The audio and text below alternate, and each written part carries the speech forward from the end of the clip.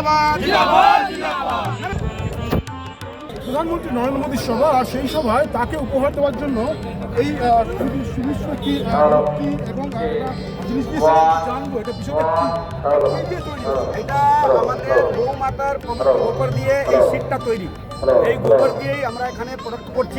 আমাদের ভারতের মধ্যে আমাদের ফ্যাক্টরি হচ্ছে মুম্বাইতে।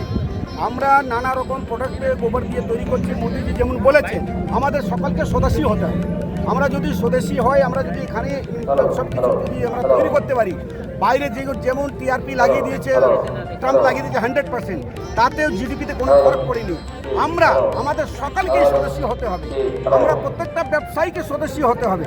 আমরা যখন এইগুলো করা চালু করে দেবো, 2047 সালে যেটা মোদীজি স্বপ্ন দেখেছেন, সেই বিকশিত ভারত হবে, বিশ্বগুরু হবে ভারত, বিশ্বের সবচেয়ে উপরে স্থান হবে আমাদের ভারত। সেটা মোদীজির নেতৃত্বে হতে চলেছে। আপনি কোথা থেকে আসছেন? আমি শ্রীরামপুর থেকে এসেছি। আমি শ্রীরামপুর সাংগঠনিক জেলা সহসভাপতি। এখানে যে শীটটা রয়েছে সেই শীটটা গোবর দিয়ে তৈরি। গোবর দিয়ে তৈরি কত শীট তৈরি করে? অনেকগুলো আমাদের অনেক প্রোডাকশন আছে। এর মধ্যে আপনার যেমন ঘড়ির বেল্ট, তারপরে আপনার ওই জ্যাকেট তৈরি করা হয়, পার্স তৈরি করা হয়, অনেক কিছু প্রোডাক্ট পসিবল আছে।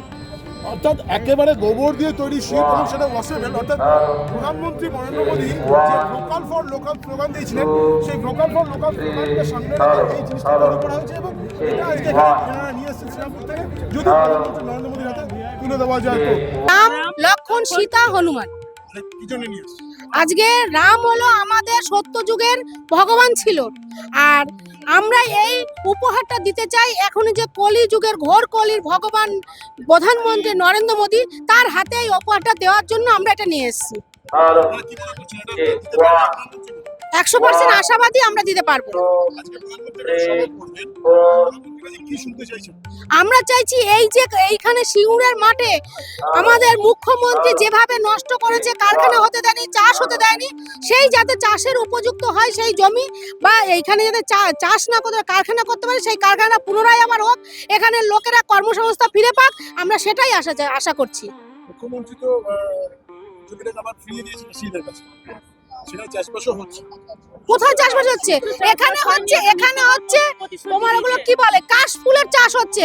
দিদিমণি বলেছে কাশফুল দিয়ে বালিশ তৈরি হয়েছেন। ঠিকই বলেছেন, সর্ষের দানা ছড়িয়েছিলেন, সেখানে কাশফুল তৈরি হচ্ছেন এবং সেই কাশফুলের বালিশ তৈরি করতে বলেছেন চাষিদের ঘরে শোয়ার জন্য। দিদি সব মিথ্যে কথা বলছেন এবং সব থেকে দিদির কাছে আমাদের একটা বড় দুঃখের বিষয়, আমরা মহিলারা, দিদি একটা মুখ্যমন্ত্রী মহিলা হয়ে আমাদের মহিলারা আজকে কোনো সুরক্ষিত নেই। গোটা পশ্চিমবাংলায় আমাদের মহিলারা কাঁদছে। আজকে আমাদের সমস্ত পশ্চিমবাংলা প্লাস ভারতবর্ষ জাগিয়ে দিয়েছেন আরজিকর নিয়ে। আরজিকরে যে আমাদের অভয়া বোনটি আজকে বিচার পেল না, এবং সব থেকে দুঃখের বিষয়, এমন মারা হয়েছিল আমার অভয়া বোনটিকে, চোখ দিয়ে মানুষের জল আসে, চোখ দিয়ে রক্ত বেরিয়ে গিয়েছিল আমার অভয়া বোনটি। এটা গোটা ভারতবর্ষের মানুষ দেখেছিল। আমরা চাই মহিলা হয়ে মহিলা মুখ্যমন্ত্রীর কাছে আমরা ধিক্কার জানাই এবং আমরা প্রধানমন্ত্রীকে এই বার্তা দিতে চাই, জানাতে চাই যে প্রধানমন্ত্রীর কাছে যে আমরা সমস্ত মা বোনেরা যেন আজকে পশ্চিমবাংলা বুকে সুরক্ষিত হতে পারি।